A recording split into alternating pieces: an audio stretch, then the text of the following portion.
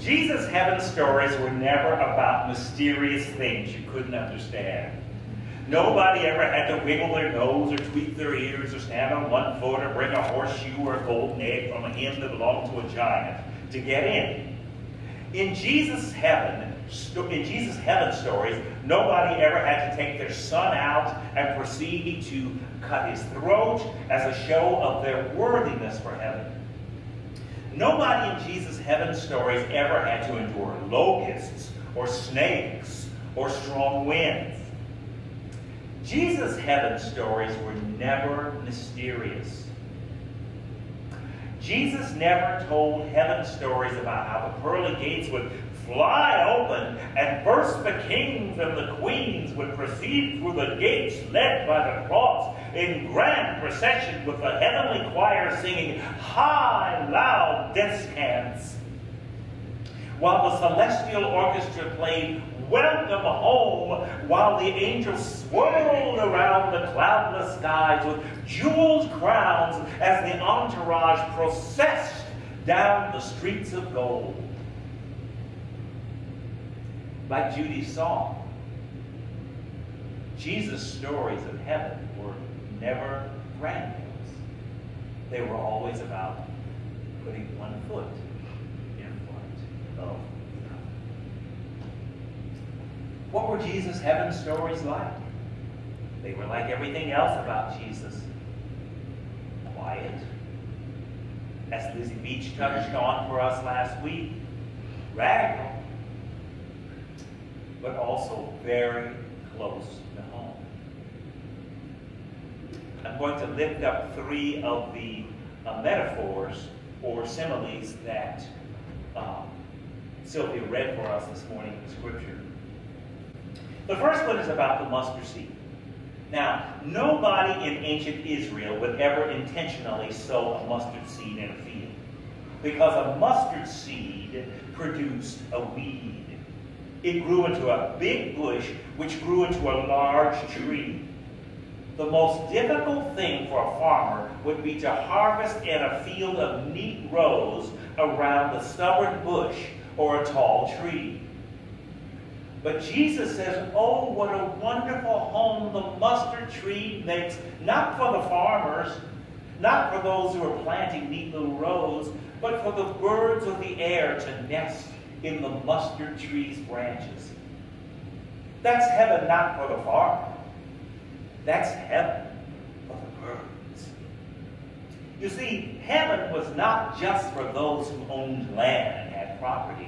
Heaven was not just for those who plowed their fields and lived their lives in pious, neat little rows.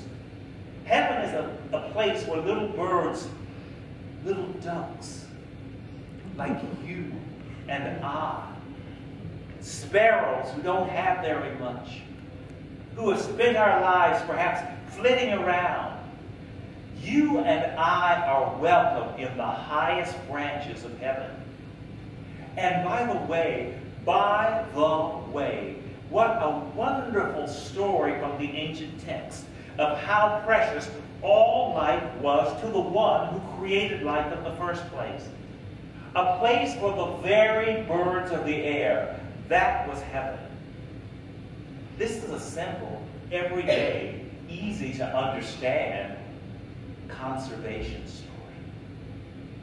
Now, I won't go into it today, but suffice it to say that the ancient Hebrews had strict laws about the use of yeast and leavening, and I know you know them. You know that unleavened bread was symbolic of the fact that the folks leaving Egypt in a hurry didn't have time for their bread to rise.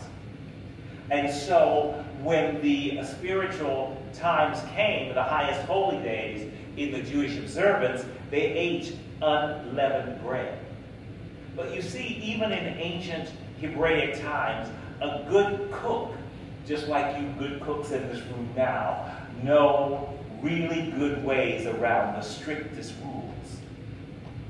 An acceptable leavening agent of the time was created by putting aside a portion of already cooked leftover bread to intentionally spoil in order to create leaven for future baking. If the bread put aside is not spoiled enough, it is useless and won't cause anything to rise. Allowed to spoil too long, that old bread can not only spoil the new bread, but also cause some food poisoning. Yikes! You have to be a good cook. But just the right amount of spoiled bread, of leaven, can make the rest of the bread rise, keep the kosher rules, go farther, and therefore feed more people. Stretch the budget. What is more common sense, and at the same time more heavenly than that?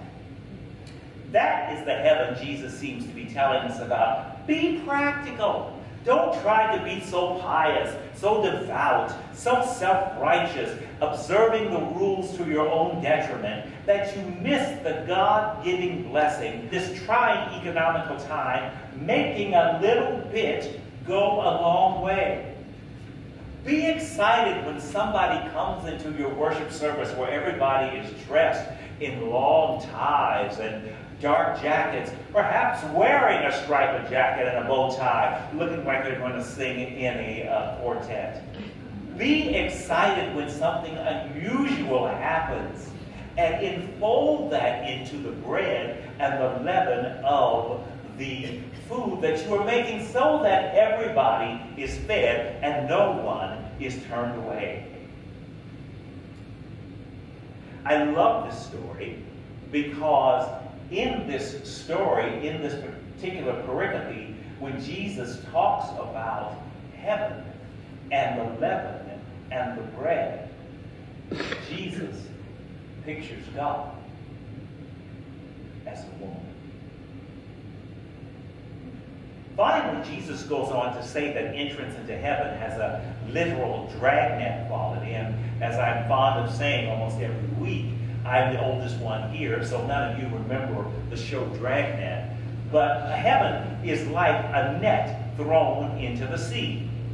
Now that's a concept, an everyday concept, that first century villagers living by the sea are certainly familiar with. And just like the fishermen separate the useful fish from the bad, so Jesus said the angels at God's command will separate those of us who are fit for heaven from those who are not, based on how we live our lives today. Jesus ends these symbolic comparisons by saying, if we understand these simple everyday stories drawn out of everyday life, we are like students in training for our ultimate destiny, life in the presence of